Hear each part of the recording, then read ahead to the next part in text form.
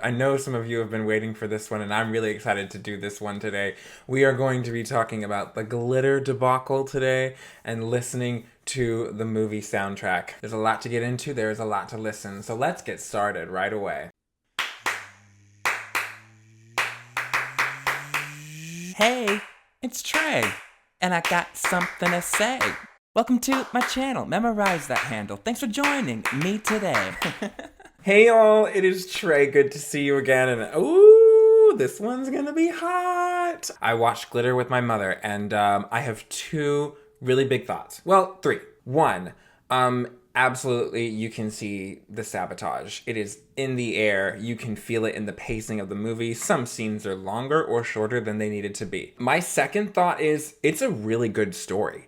I actually really enjoyed the story, and my mother also said this. When we finished, when that movie was over, we were both like, okay, I liked the story though. And yes, it kind of got at our heartstrings, probably a son and his mother watching it, because at the heart of the story is a mother and a daughter, right? And their story of finding each other.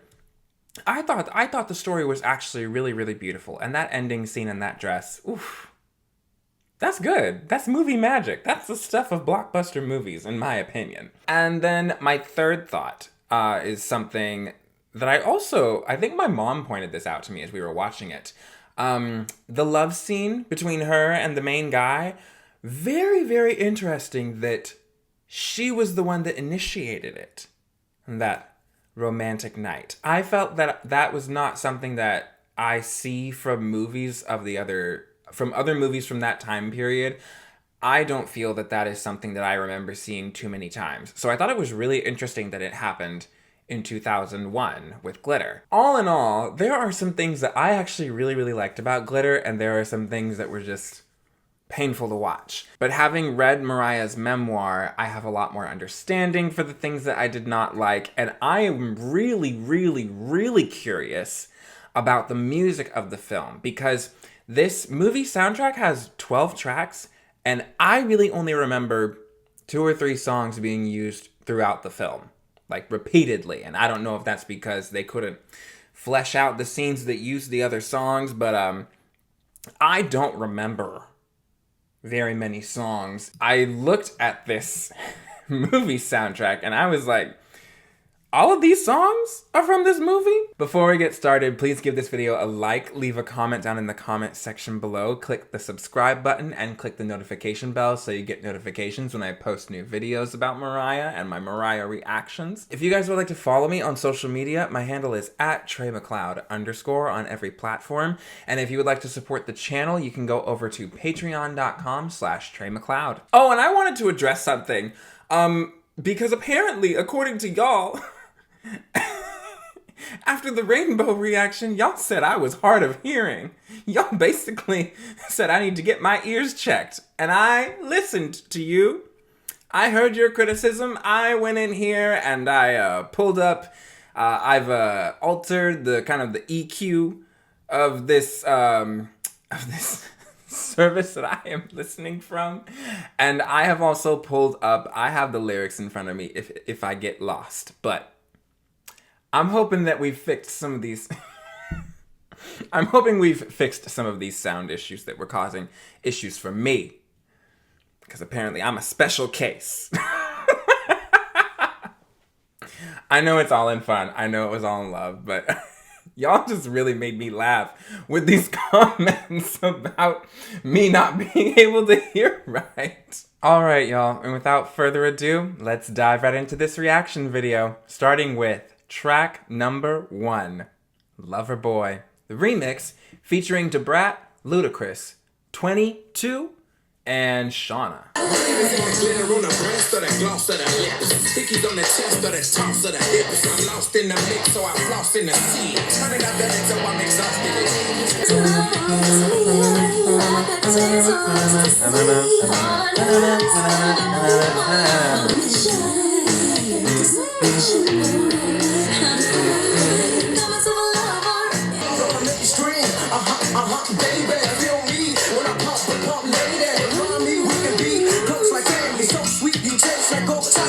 This song. These lyrics are filthy. This is nasty. Oh, I just know they had people upset. Oh my goodness. This is like some of the messiest imagery I've heard since Honey, really. But okay. Banana split my Dairy Queen, Butterfinger my tangerines. Chickens only taste my Loverboy in they dreams. I gotta let Loverboy sit with me for a second because these lyrics, jeez. I mean, when she came out the gate talking about her sugar daddy, I was like, okay, Mariah, we really doing that. Okay, we're going there. But then she starts saying, I got myself a lover and he's so sublime. It's quite a bit of heaven to feel him inside. Ooh. Debrat was really talking her talk on this track. She said, banana split my Dairy Queen. Oh my God. Butterfinger my tangerines. I'm just, ooh. Woman out on the town, having a good time and letting you know exactly what she was up to. Okay, now, we gotta keep going. I'm gonna be here all night thinking about Loverboy. Woo! All right. Track number 2, Lead the Way. And if I move closer, oh, that chord change. Take over and lead the way.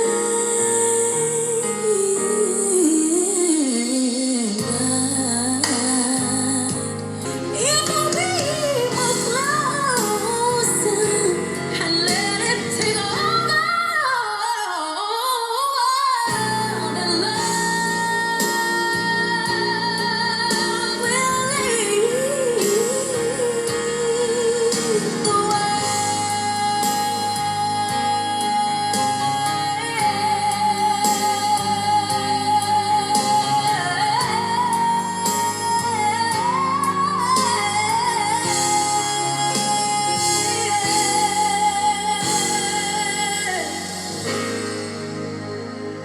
No. That last stop it. Hold on. I need to take that back because those last couple of lines, was that all one breath? We still got 40 seconds left in the song.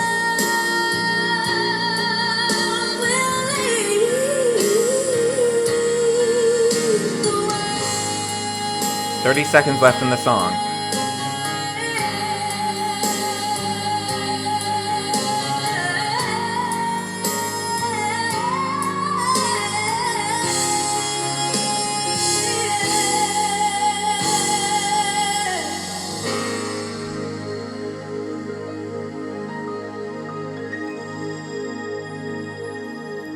You're telling me that was all one breath? Wow.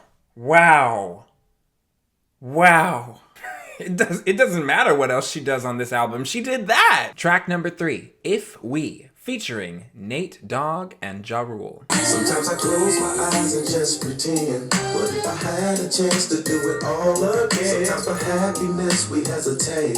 Just like the game, I hear the love won't wait.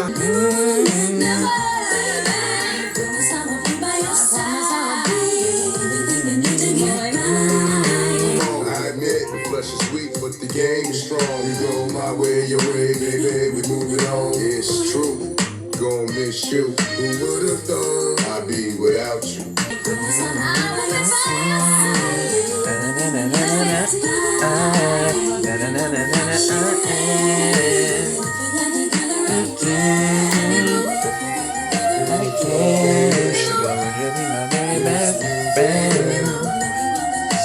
So don't you be getting all freaky on the first date. It's not a date. It is a date.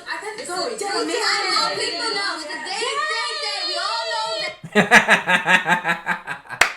that. They were so funny in the movie together. I like their chemistry. Like, I believe that they were really best friends in real life. And I mean, like, we know Mariah and Debrat were friends in real life. Well, are really. That whole movie surprised me. I was like, ooh, Padma Lakshmi? What is going on? I really enjoyed that one. I enjoyed hearing also what Mariah and Jarul sounded like together. Being more familiar with the Jarul collaboration with the other female entertainer that Mariah does not know. I enjoyed the hook. Their verses were pretty funny.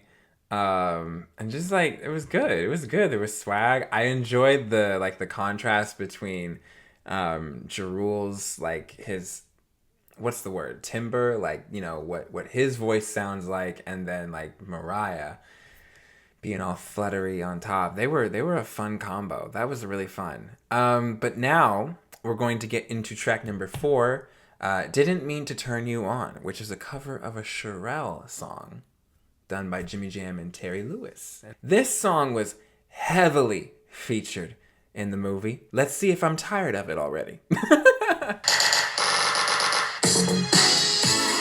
I mean, I like this sound. I like this era of music. It's really fun.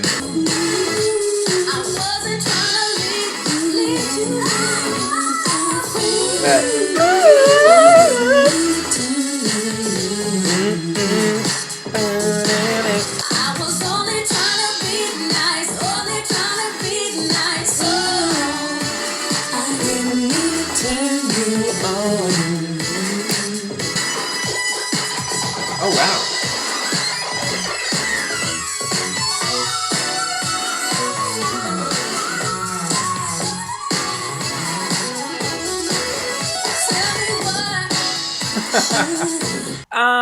Wow, there's a lot happening in that song. I like Didn't Mean to Turn You On. It's a little repetitive. But you know, they keep it light, they keep it fun, they keep it fresh. Her harmonizing with all of the instruments that are doing those crazy things, that's just like, that's really creative, and I enjoy it. It's got that hook. I didn't mean to turn you on. That's gold. Track number 5, Don't Stop Funkin' for Jamaica, featuring Mystical. It ain't nothing you can do with the man. Except for shake your ass, clap your hands, about your head and move your feet. I ain't the type of rapper just to ride the beat. Watch yourself. You can't stop the train. You ain't got no umbrella, so get your ass out the rain. You ain't louder than this. I'm like a bowl of but you ain't hotter. He said, you ain't got no umbrella, so get your ass out the rain. Oh, man. Somebody could have said that to me on the street today. Oof.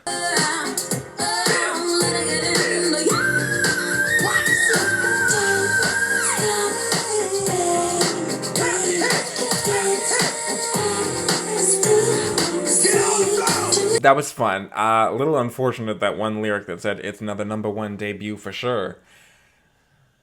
You know, honestly, if everything else had, you know, if the whole glitter debacle had not been a debacle, maybe, you know, but we'll never know. All I know is that was a good song.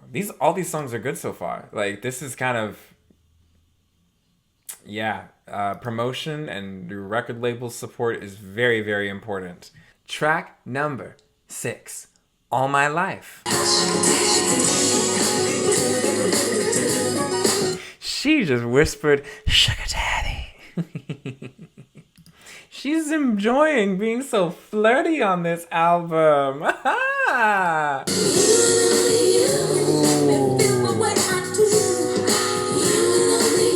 Oh, that's a beautiful, beautiful waltz. Yes.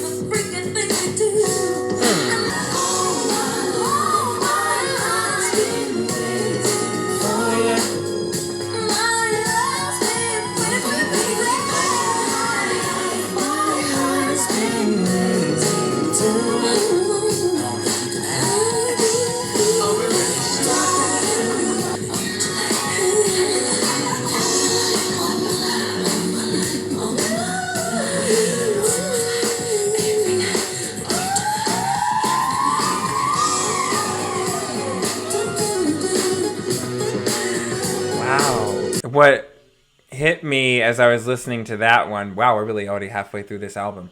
This music is doing a really good job of blending like modern Mariah's sound, you know, with the 80s, the early 80s, right? Because this movie takes place the Billy, the main character, her rise is happening in the early 80s, 1983 and kind of onwards. So you have this underground like bar sound of the 80s, of the early 80s, and then as she's rising to her stardom, a little bit of time is passing.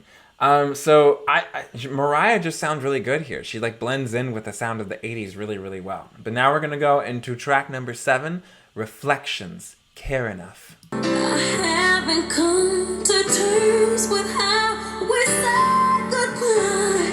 Did you really care it all for me? Did you care it all for me?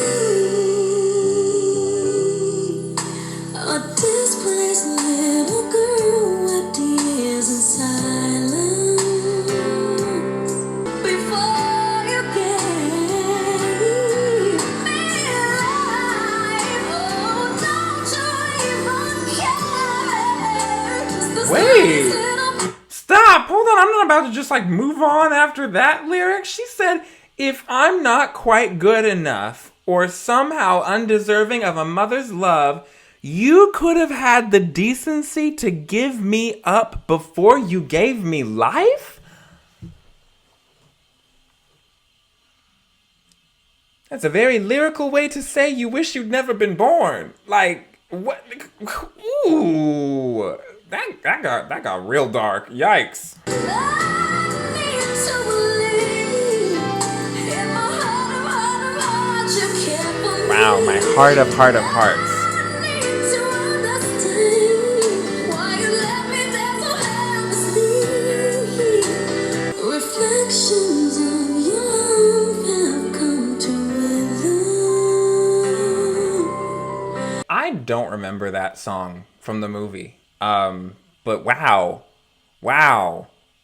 That feels like it could have been a really poignant expression of the character Billy and her state of mind and the way that she thought about her mother in the movie, but I don't remember that song. Why? Wow. I'm sorry, that bridge just really like cuts through and be like, I wish I was never born, mother. Why did you bring me into this world if you didn't want me? Ah! Hopefully this will like lighten the mood a little bit. This is track number 8. Last night, a DJ saved my life. Featuring Busta Rhymes, DJ Clue, and Fabulous. After I go double as fall, Buster's play the newest attire. I know Gucci's newest attire and shoes required. I don't care who is your priors. Any man saying that he don't want you is a liar. All they can do is admire F-A-B-O. I know US, I do this for Mariah. DJ saved my life. Stop. That was so smooth. First off, I've never heard of Fabulous, but I liked him. I liked him there, and the bass guitar underneath was ooh. But then when Mariah just came in, here we go. One time now, in the mix now. Wilma.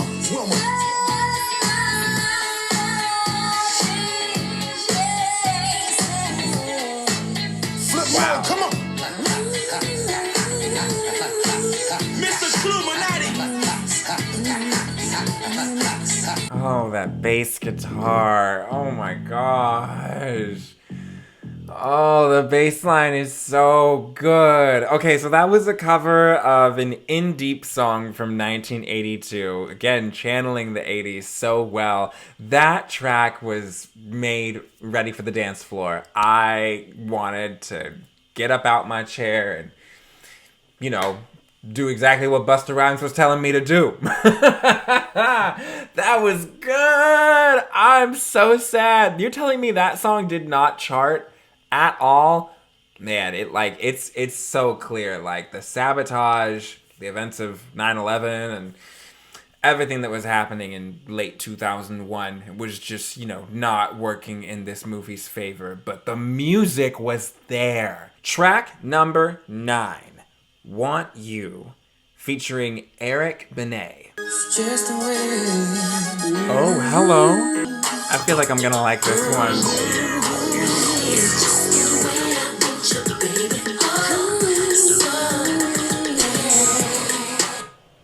This song, oh my god. The instrumentation of this is just dripping with chemistry already. And they haven't even really started singing yet. Oh my gosh.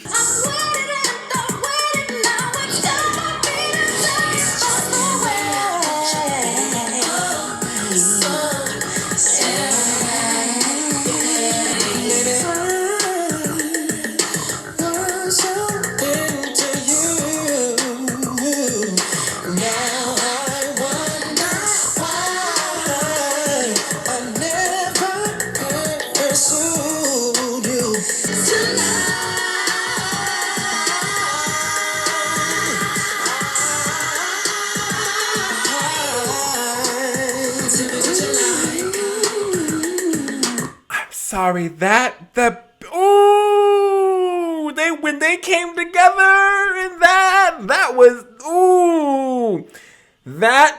was a musical climax. That is a musically arranged climax. Oh, this song is sexy. Jeez. Oh my god.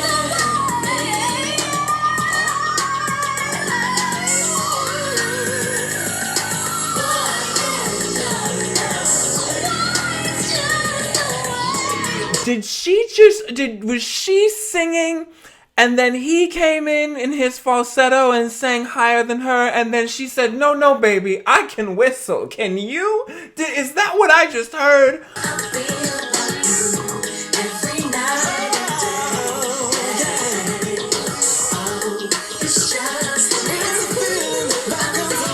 Okay, that song was 4 minutes and 44 seconds long, but when I tell you, I still think it was too short. That was good. That was a really good song. Oh my gosh, I don't know who this Eric Benet man is, but let me tell you, I could have heard more. That song was in the movie too. I don't remember. There was a certain point in the movie where I just got a little disconnected from it all.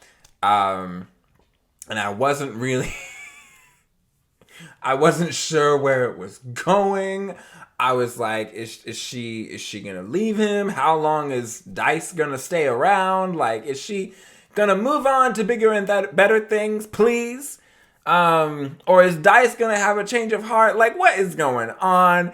And then by the time, yes, Mr. Eric Benet and his character rolled around, I was just like, well, are you gonna stay in the picture or not? And then and eventually he did not stay in the picture, and so I was like, I don't remember anything he did. Because I was just like, what was he there for? I don't know. But that song, They should have featured that song a little bit more in the movie. Cause what you mean? I don't remember that, but I'm gonna remember it after today. What? Track number 10, Never Too Far. You're with me till the bitter end, too painful to talk about, so I hold it in the memories there is silence, never too far away, I won't let time erase, in the memories there is silence, never too far away, I won't let time erase one bit of yesterday, 'cause I'm sorry, I'm chuckling to myself because I just remembered that she sings this song right after Dice got shot. Like, this is a tribute to Dice. I forgot about this song. Okay, hold on. Money can't take your place, and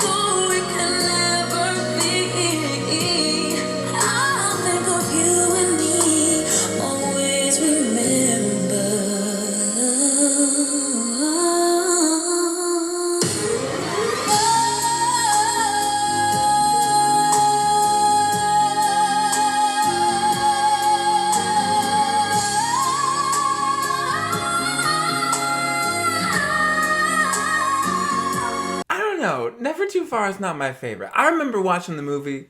With my mom, and at that part where Dice gets, my mom and I were both like, oh wait, didn't think they were gonna go there, but you see the car, you see the guy, and you're like, oh, he's about to, there he goes, there goes Dice. Ugh. Personally, and maybe y'all agree with me, maybe you don't. That's okay. But I don't know that. Maybe in the original script, Dice came across a little bit better. Maybe Dice was more likable in the original script, and a character more deserving of a tribute. But I don't know. Watching that movie, I was ready for Dice to be gone. I was ready for it, and so having the character Billy sing a song about how much he meant to her, I was like, but it's not. I think it really had to do with the whole execution of the project and the directing and everything, because there are plenty of movies, a la Star is Born, where the young starlet is given her rise, but the man who helps her rise to that point is flawed, in some ways abusive. But in each of those, where there's the trope of like the tribute song, I still feel that those songs are more deserved. Those tribute songs are a little bit more deserved. And I think it just has to do with the execution of the project. So I understand why this song is here. However, I don't think that thinking about the movie, that the emotional justification is there. Track number 11, Twister.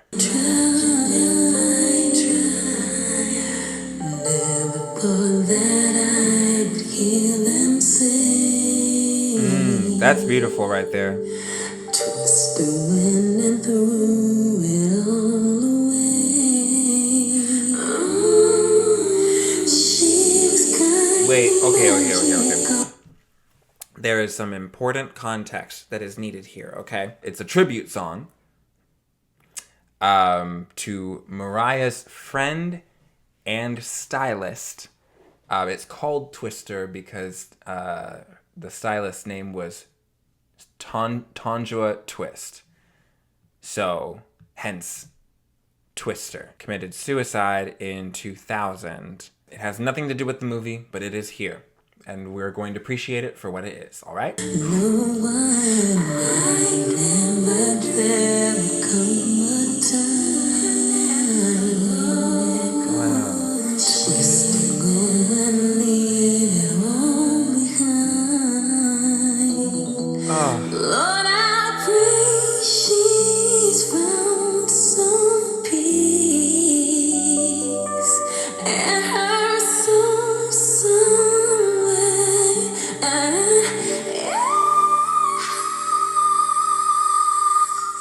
Oh, you've kind of got like some silence at the end of the track for her. Okay. It's really an interesting. I mean, it wouldn't be Mariah if there wasn't some like really, really deep, sad stuff going on at some point on the album, right? She's always got to have a song that's like, ooh. Even if you didn't want to go there today, we're going there today. There are two versions of Loverboy on this album. I believe this is the lead single, the version with Cameo featured. Should I listen to the Firecracker version from the Rarities? I mean, it's from this era. Maybe, no, I'll save the Rarities for another time. Okay, so this is the last track. This is track number 12, Loverboy featuring Cameo. And I have to say, I know that this was not the original sample that they were going to use, but I love the sampling of Candy, Candy. It is fun. Like, I don't know anyone who doesn't like that song. It's just a certified sample, a bop. Oh, my sugar daddy, take me for a ride. Whatever we do is to let him turn. He's alright, and his love is me. Shudder with anticipation. Oh, the harmony!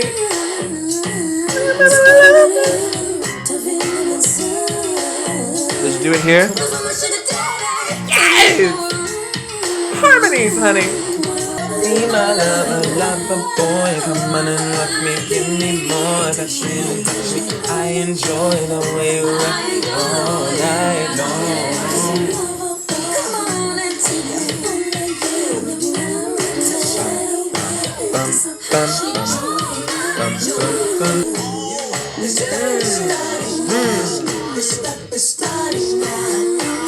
It's starting now. Oh my gosh. Have we come to the end of the album? You know, oh my gosh. It doesn't matter how the album is promoted or not promoted. One thing Mariah is gonna do is make a good album. Make some good music. Say what you want about the film.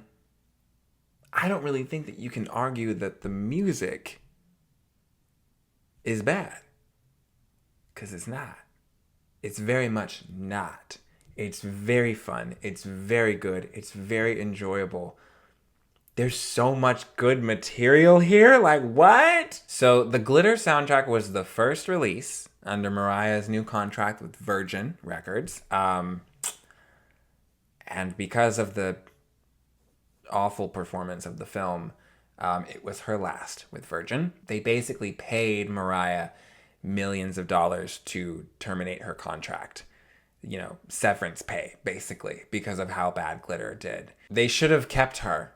You know, like, Mariah would have continued to make amazing music with Virgin or with any other record label, but because Virgin terminated her contract and she went on to work with others, you know, the emancipation of Mimi eventually happened under a different record label. And that's just the way it was. Man, Virgin, how do you go from setting up the highest paying contract for an artist to fumbling the bag of Mariah Carey within a decade? You had Janet at the beginning of the 90s, right? And then the beginning of the 2000s, they said, Mariah, we don't want you. Ugh, Virgin.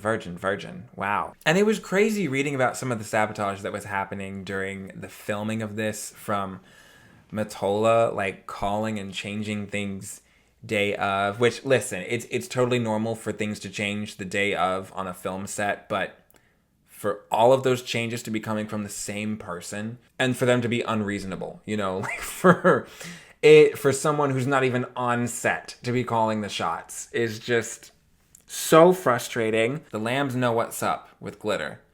And today I have also learned what is up with Glitter. Because this music is good. I really liked it, man. And I was like expecting to go, okay, there's like some pretty good stuff in here, but I see why they didn't promote it. No, that is not the case.